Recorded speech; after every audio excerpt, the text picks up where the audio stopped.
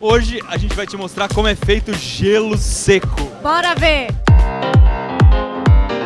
Gelo seco é feito de gás carbônico, é o CO2, o gás do efeito estufa, o gás que a gente solta na hora em que a gente respira.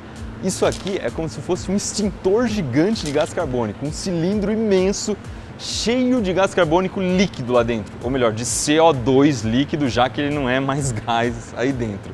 Ele está líquido porque está muito pressurizado. Na pressão ambiente, na pressão atmosférica que a gente está aqui, nunca a gente conseguiria ver CO2 líquido. E olha que legal, esse cilindro está em cima de uma balança. Lá dentro tem aproximadamente 25 mil quilos de CO2, ou 25 toneladas. A pressão lá dentro é de 19 bars, ou, se a gente for seguir certinho a risca, a língua portuguesa, 19 bares. Mas aí não é bar de cerveja não, é bar de medida. E olha que legal, essa é a pressão equivalente a 180 metros abaixo do nível do mar. Alguém pode ter achado aí meio esquisito, que a Mari disse que está a 19 bares e equivale a 180 metros abaixo do nível do mar. Por que um está 19 e outro está 18?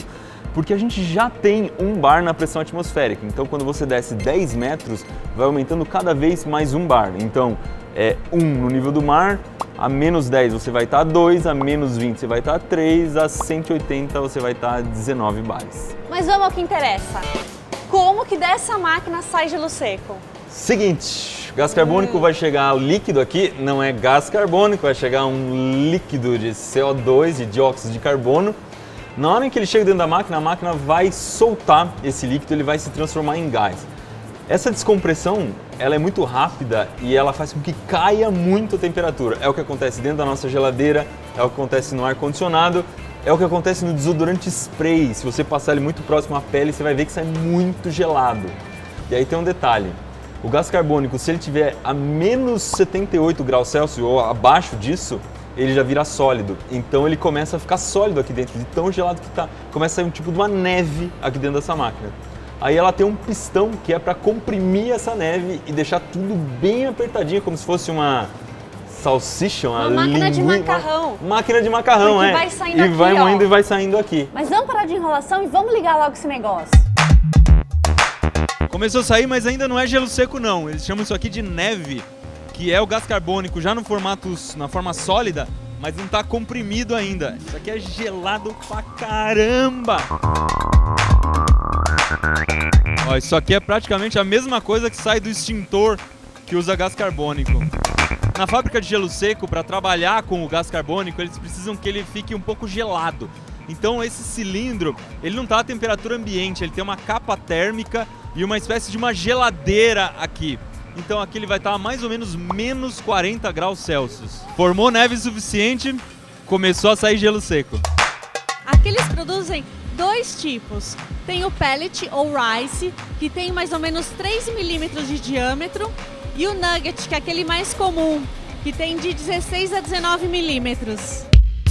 A principal função do gelo seco não é fazer experiências de física, e você também não deve pegar na mão porque isso aqui é extremamente gelado e pode te queimar com frostbite. A principal função é conservar coisas onde não existe geladeira. Então, por exemplo, se uma pessoa precisar fazer um transplante de coração, na hora de transportar aquele coração, você precisa de gelo seco para ficar geladinho ali. Na hora de transportar uma vacina ou qualquer tipo de material biológico, o gelo seco é a coisa ideal. Também é muito usado para transportar comida em avião, por exemplo, quando você vai levando a comida congelada para um lado para o outro, o gelo comum pode não ser suficiente para manter a comida congelada. Você precisa de alguma coisa, uma temperatura muito mais baixa, nesse caso, gelo seco. Esse aqui que é em pellet é usado para outra coisa, é usado para jateamento. É para você limpar uma peça extremamente difícil de limpar. Por exemplo, uma peça toda enferrujada, você coloca numa máquina e ela vai funcionar como se fosse um VAP de gelo seco.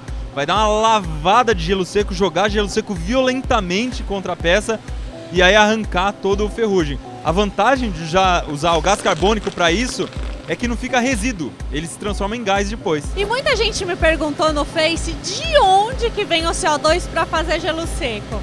Especificamente, bem, no caso aqui é uma pilha de caixa de isopor que acabou de cair na cabeça do Iberê e do Natan. Mas retomando, muita gente me perguntou no Face de onde que vem o CO2 para fazer o gelo seco.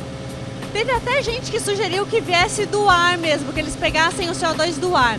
Mas não, especificamente nessa fábrica, eles tiram do petróleo ou do gás natural. Eles até já tiraram da cana-de-açúcar, mas na cana ficava um cheiro muito forte de álcool, de pinga mesmo. E aí não era uma coisa legal, porque contaminava todo o ambiente e quem usava esse gelo seco para conservar comida também ficava com um cheiro desagradável. Como não é uma matéria-prima que vem de graça e também ela é poluente, eles recuperam boa parte do gás carbônico que é desperdiçado nessas máquinas. Se não tivesse nenhuma recuperação, a gente precisaria de 3 kg de gás carbônico para fazer 1 kg de gelo seco. Hoje, recuperando o gás carbônico, eles gastam 1,3 kg para cada quilo de gelo seco. Aqui desses 2 canos que estão brancos, sai o CO2 que sobrou. Ele vem até o balão, que parece um Zeppelin, para ser armazenado.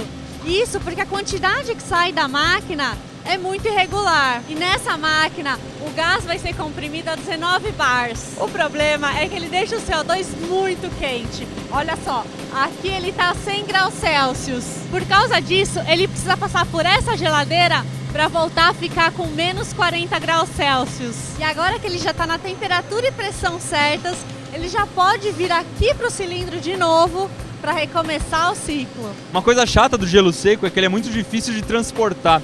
Ele fica passando do estado sólido para o estado gasoso, fica sublimando o tempo inteiro. Então ele vai desaparecendo aos poucos. É por isso que eles usam essas caixonas aqui.